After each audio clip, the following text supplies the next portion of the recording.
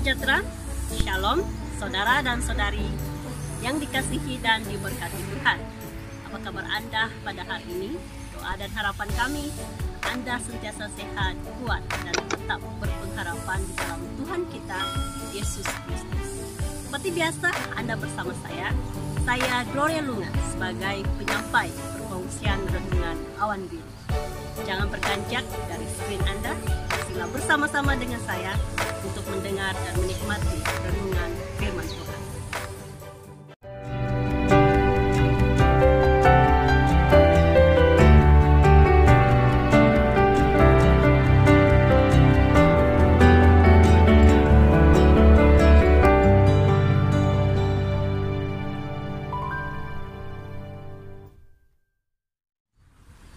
Tema renungan firman Tuhan pada kali ini yaitu berbuat baik walaupun dihina dan dicaci. Kita akan mengambil tema ini berdasarkan teks yang terdapat di dalam Injil Lukas pasal 6 ayat 27 sehingga ayat yang ke-31. Demikian firman Tuhan, "Kasihilah musuhmu. Tetapi kepada kamu yang mendengarkan aku berkata, kasihilah musuhmu, berbuatlah baik kepada orang yang membenci kamu, mintalah berkat bagi orang yang mengutuk kamu, berdoalah bagi orang yang mencaci kamu. Barang siapa menampar pipimu yang satu, berikanlah juga kepadanya pipimu yang lain, dan barang siapa yang mengambil jubahmu, biarkan juga ia mengambil bajumu. Berilah kepada setiap orang yang meminta kepadamu, dan janganlah meminta kembali kepada orang yang mengambil kepunyaanmu. Dan sebagaimana kamu kehendaki supaya orang perbuat kepadamu, perbuatlah juga demikian kepada mereka." Jadi seperti yang kita telah katakan sebentar tadi, tema renungan firman Tuhan pada kali ini, berbuat baik walaupun dihina dan dicaci. Bagaimana itu? Ya, bagaimana kita tetap berbuat baik, sedangkan dalam masa yang sama kita dihina dan dicaci. Bahkan yang menghina dan mencaci kita itu adalah orang yang sama, orang yang kita berbuat baik, ya.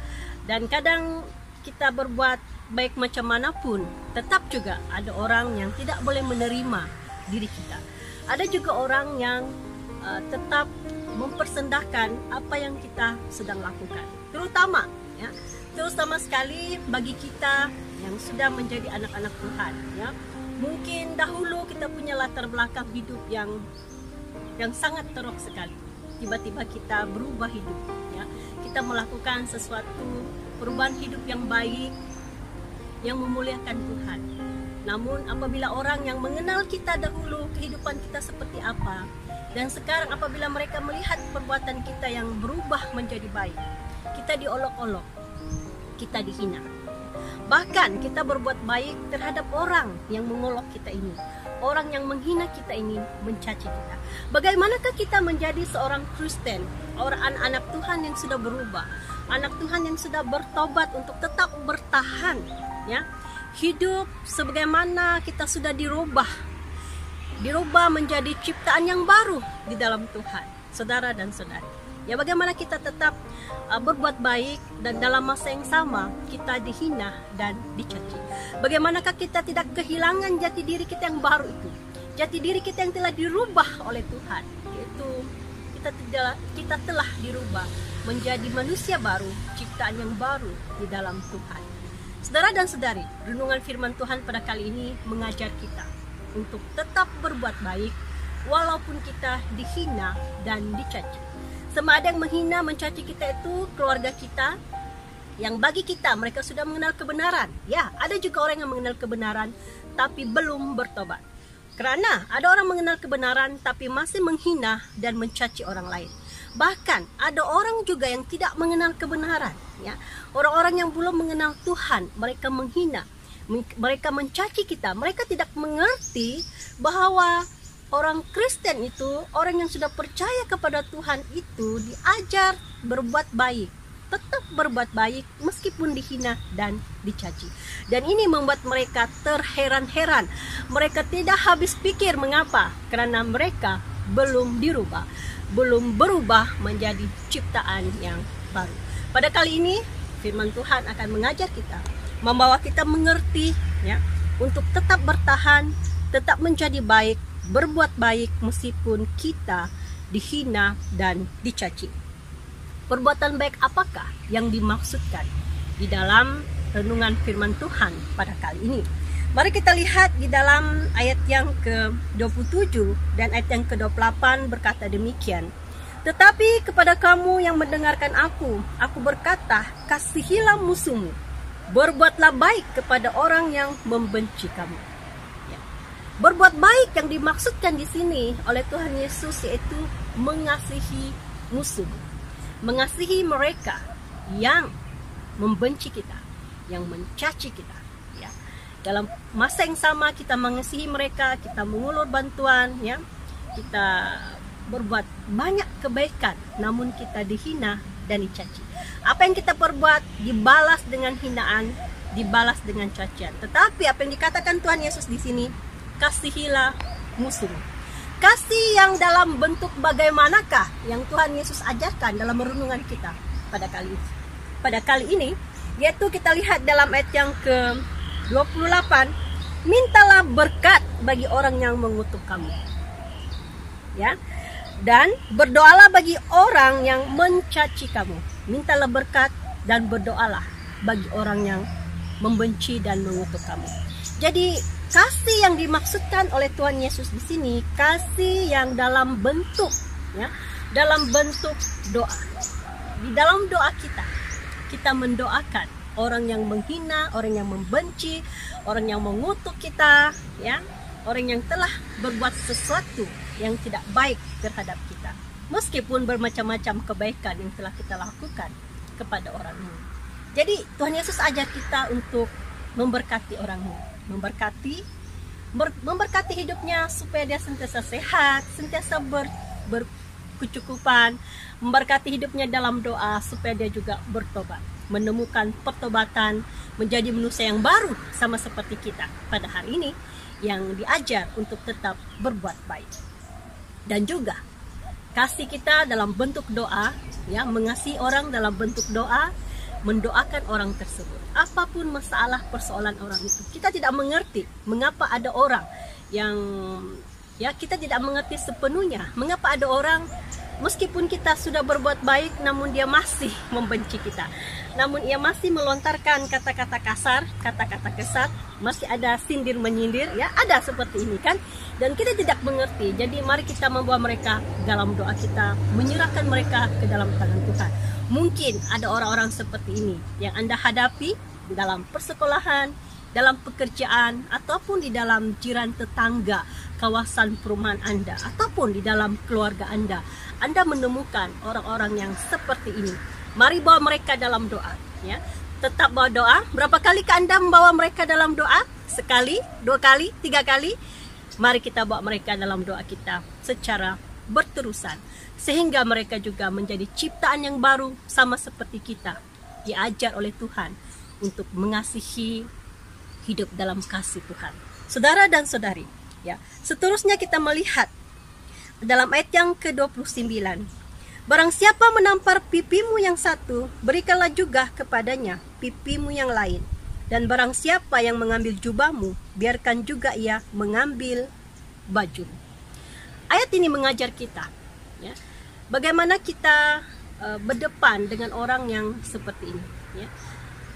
Orang yang sungguh pun mereka membenci kita, ya, namun mereka juga memerlukan pertolongan dari kita, mengharapkan sesuatu daripada kita.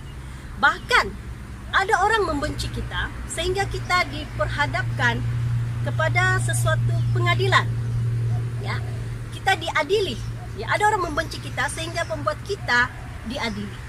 Namun apa yang diajar di sini kepada kita, bagaimana kita menghadapi situasi seperti ini, ataupun bagaimana kita menghadapi orang-orang yang seperti ini. Tuhan Yesus mengajar kita dalam ayat yang ke-29, barang siapa menampar pipimu yang satu, menampar pipimu. Pipi ini adalah wajah kita, muka kita.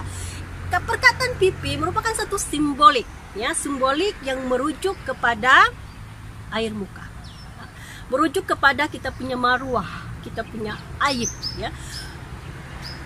Mungkin ada di antara kita yang pada hari ini pernah dipermalukan, pernah diaibkan, pernah diperburukan, pernah difitnah, ya.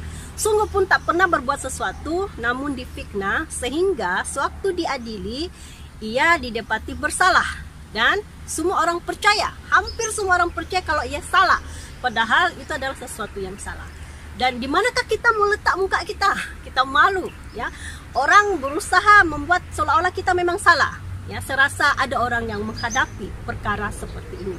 Dan apa yang Tuhan Yesus ajarkan pada kita pada hari ini, bagaimana kita menghadapi orang-orang yang seperti ini, yang mempermalukan kita, yang mengaibkan kita, yang menjatuhkan maruah kita, yang membuat hampir semua orang percaya bahwa kita telah berbuat sesuatu yang buruk. Tuhan Yesus berkata di sini, ya, barang siapa yang menampar pipimu yang satu, berikanlah juga kepadanya pipimu yang lain. Maksud Tuhan Yesus ini, bersedialah menghadapi kemungkinan yang sama daripada orang ini, dan jangan membalas yang sama seperti yang telah dilakukan orang ini terhadapmu, ya. Jangan membalas. Berikan pipimu yang satu juga, yang sebelah juga, ya. Maksudnya di sini bersiap sedia dengan bijaksana menghadapi kemungkinan-kemungkinan yang bakal terjadi juga dalam hidup kita. Dan dalam perkara yang sama, nilai baik yang ada pada kita, yang Tuhan Yesus tanam kepada kita, tidak hilang, ya. Kita tetap berbuat baik meskipun kita dihina dan dicaci, meskipun kita dipermalukan, meskipun kita hilang sudah air muka kita sudah malu berhadapan dengan orang lain.